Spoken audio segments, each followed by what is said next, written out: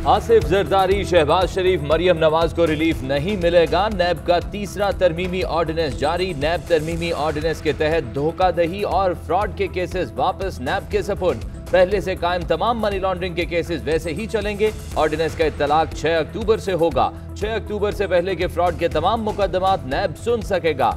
जाली अकाउंट्स के पुराने मुकदमात ऑर्डिनेंस के तहत जारी रह सकेंगे। ऑर्डिनेंस के तहत चेयरमैन नैब को ओहदे से हटाने का इख्तियार सुप्रीम जुडिशल काउंसिल से वापस ले लिया गया। चेयरमैन नैब की मुद्दत मुलाजमत 4 साल होगी और नैब चेयरमैन को ओहदे से हटाने का इख्तियार सदर मुमलिकत का होगा।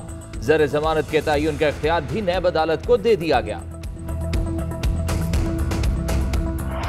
हुकूमत ने नैब ऑर्डिनेंस जारी करके खुद को NRO दिया। वजीर आजम के खिलाफ तहरीक अदम एतमाद का वक्त अभी नहीं आया। पंजाब में अदम एतमाद का फैसला PDM करेगी। आने वाले दिनों में हुकूमत को मौका नहीं देंगे। अपोजिशन लीडर शहबाज शरीफ की DG खान में प्रेस कॉन्फ्रेंस। कहा, मुफाहिमत का बादशाह बार बार जेल तो नहीं जाता। पार्लियामान में नून लीग को PP और ANP का ताउन हासिल है।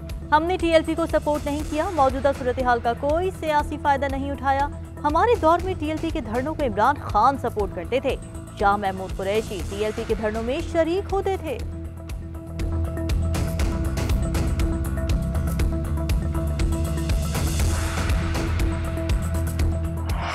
हुकूमत और कालादम जमात में मुआहिदा तय। कालादम जमात के शुरका वजीराबाद से मुतसिल पार्क में मुंतकिल। GT रोड से अंदरून शहर आने वाली सड़कें भी खोल दी गईं। कई रोज से मफलूज मामूलात जिंदगी बहाल होना शुरू हो गए। रात गए कंटेनर्स उठा दिए गए। रावलपिंडी में भी जिंदगी लौट आई। सदर से फैजाबाद तक मेट्रो बस सर्विस बहाल। मरी रोड पर कारोबारी मराकज खुल गए।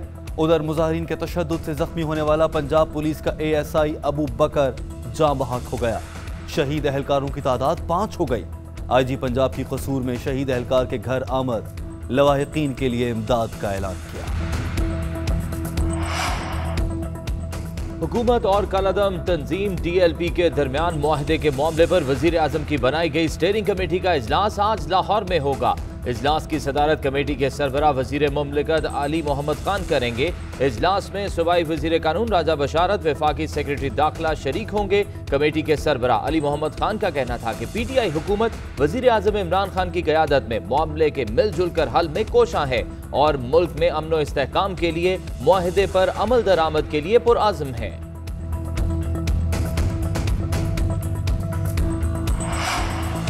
वज़ीर आज़म की ज़ेर सदारत कोर कमेटी का इजलास आज दोपहर 4 बजे होगा। इजलास में मुल्क की सियासी और मौजूदा सूरत हाल पर गौर होगा।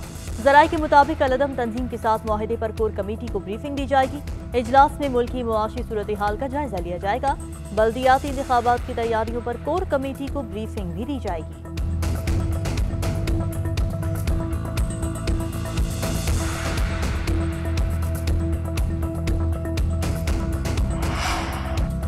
हुकूमत ऐसे काम करती है कि फिर उगल सकती है ना निगल सकती है। कालादम TLP के मामले पर हुकूमत की नाअहली के बायस कीमती जानों का नुकसान हुआ। तमाम स्टेक होल्डर्स को साथ बैठकर मुल्क के मफाद के लिए सोचना चाहिए। वजीर आला सिंध मुराद अली शाह कहते हैं, कुछ लोग मामलात खराब करके मुबारकबादें वसूल करना चाहते हैं। अब हवाओं का रुख बदल गया। अवाम जल्द मुल्क की जिम्मेदारी पीपल्स पार्टी को देंगे। जब भी इंतखाबात हुए तो तहरीक इंसाफ जमानतें जब्त करवाएगी। नूरियाबाद पावर प्लांट मुबैना मनी लॉन्ड्रिंग केस में मुराद अली शाह पर फर्द जुर्म की कार्रवाई एक बार फिर मुअख्खर।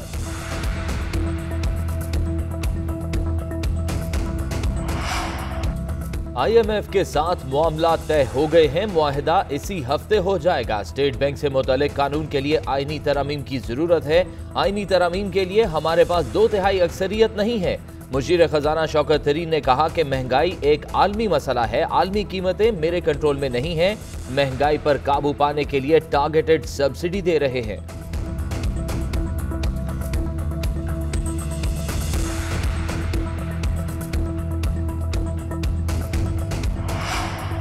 कराची में एक और इमारत गैर कानूनी करार। सिंध हाईकोर्ट का मक्का टावर के खिलाफ कार्रवाई का हुक्म। रिमार्क्स दिए कि अब हर केस का ऐसा ही फैसला होगा। जो भी बिल्डिंग गैर कानूनी होगी सब गिराना पड़ेंगी। जिसने बिल्डिंग बनाने की इजाजत दी वो अफसरान जिंदा हैं, मुर्दा, हाजिर सर्विस या रिटायर्ड, सबके नाम बताएं। जिम्मेदार अफसर को इंक्वायरी तक कोई ओहदा न दिया जाए। अदालत का DG SBCA पर इजहार बरहमी। रिमार्क्स दिए कि आपके इदारे की कारकर्दगी सिफर है। आपके अफसरान के खिलाफ नैब की कार्रवाई तक जा सकते हैं। बेशक पूरा महकमा खाली हो जाए, अब कार्रवाई होगी। जो गैर कानूनी है सब तोड़ें और 1 माह में रिपोर्ट दें। जिम्मेदार अफसरान के खिलाफ इंक्वायरी रिपोर्ट 1 हफ्ते में तलब।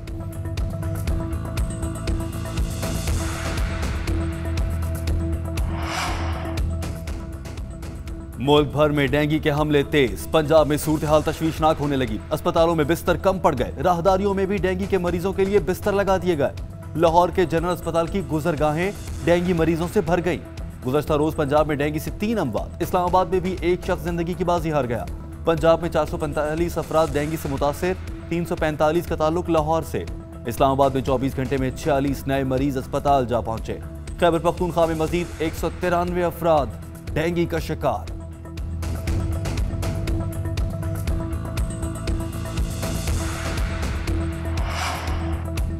कराची में कोरोना वैक्सीन लगाने वाले अमले की तनख्वाहों की अदम अदायगी पर अलामती हड़ताल। खुर्रमशेर जमान का मुलाजमीन को जल्द तनख्वाहें देने का मुतालबा।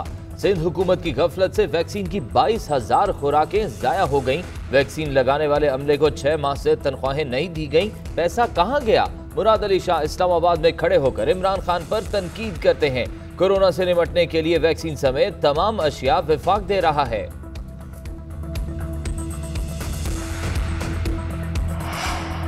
कोरोना वायरस के बाइस मजीद 6 अफराद इंतकाल कर गए। एक दिन में 482 अफराद में वायरस की तशख़ीस हुई।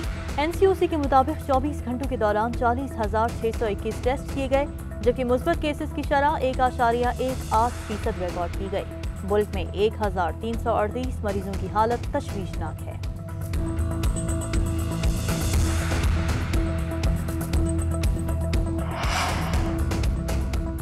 भारत को क्रिकेट वर्ल्ड कप में बका की जंग का सामना। वर्ल्ड कप सेमीफाइनल खेलने के लिए भारतीय टीम अगर मगर का शिकार। पाकिस्तान और न्यूजीलैंड से बदतरीन शिकस्त पर रन रेट इंतहाई कम हो गया।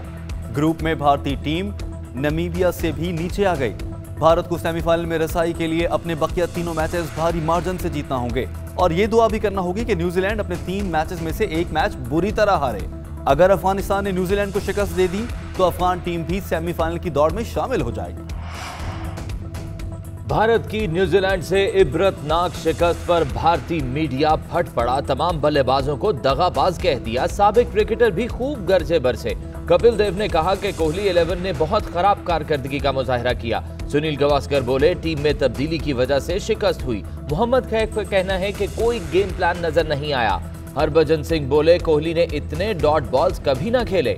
शुएब अख्तर ने भी भारत की कारकर्दगी को मायूस कुन करार दे दिया। शाहिद आफरीदी कहते हैं कि भारत का सेमीफाइनल में पहुंचना अब मौजज़ा ही होगा। भारत की इबरतनाक शिकस्त के बाद डैरन सैमी का तंजिया ट्वीट। बराहे करम कोई 911 पर कॉल करे, मैं मुसीबत में हूं, मैं वाकई बड़ी मुसीबत में हूं। थोड़ा सा बाबर आजम मिलेगा। भारत की न्यूजीलैंड से हार। भारतीय शायकीन क्रिकेट ने सोशल मीडिया पर मीम्स की भरमार कर दी। क्रिकेट दीवानों ने अपनी टीम का मजाक बना डाला। एक सारिफ ने लगान फिल्म की तस्वीर लगाकर लिखा, ये टीम मौजूदा टीम से बेहतर है। एक सारिफ ने अनुष्का शर्मा की तस्वीर लगाकर कोहली को लिखा, वापस घर आ जाओ, हम IPL खेलते हैं।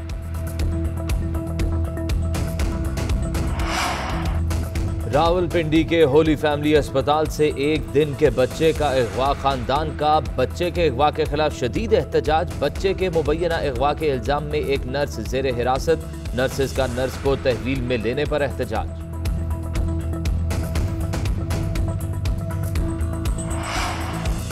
मुनशियात स्मगलिंग में सजा पाने वाली गैर मुल्की मॉडल के लिए बड़ा अदालती रिलीफ। लाहौर हाईकोर्ट ने ट्वीज़ा एलेस्को को बरी कर दिया। लाहौर हाईकोर्ट की 2 रुकनी बेंच ने तफसीली दलाइल सुनने के बाद फैसला सुनाया। मुलजिमा को 2018 में एयरपोर्ट पर मुनशियात बरामद होने पर गिरफ्तार किया गया था।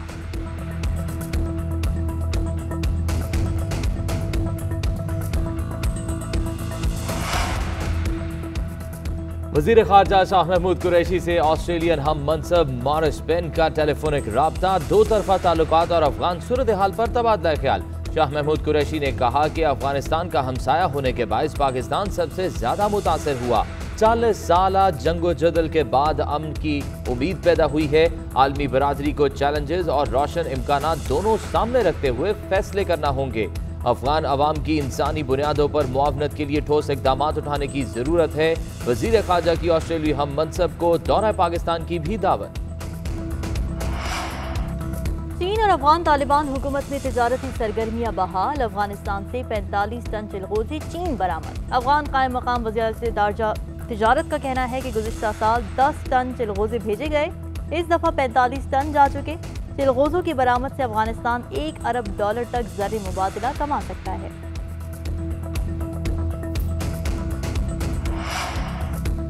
बरतानिया का अफगानिस्तान के लिए इमदाद का ऐलान। बरतानिया अफगानिस्तान को $69 मिलियन की इमदाद देगा। इमदाद अफगान अवाम की खुराक और दीगर जरूरियात के लिए खर्च होगी। इमदाद का एक हिस्सा खवातीन की तरक्की के लिए भी खर्च किया जाएगा।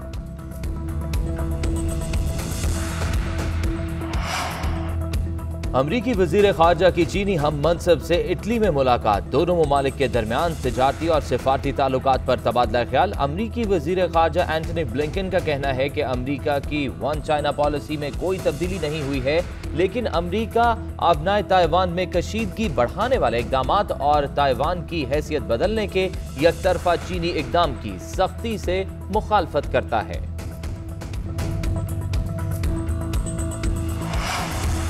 चीन में एक बार फिर कोरोना केसेस बढ़ने लगे। एक रोज में 92 नए मरीज सामने आ गए। 59 केसेस मकामी तौर पर मुंतकिल हुए। मुतासरा इलाकों में सिनेमा घर आरजी तौर पर बंद कर दिए गए। शंघाई डिज्नीलैंड में दूसरे शहरों से आने वालों का दाखिला बंद। जर्मनी में बुजुर्ग अफराद का एक मरकज वायरस की लपेट में आ गया। कंबोडिया में कोरोना पाबंदियों में नरमी का ऐलान। तर्जुमान व्हाइट हाउस इंसाकी भी कोरोना का शिकार हो गई। मुत्तहदा अरब अमारात में 5 से 11 साल के बच्चों का फाइजर वैक्सीन लगाने की मंजूरी।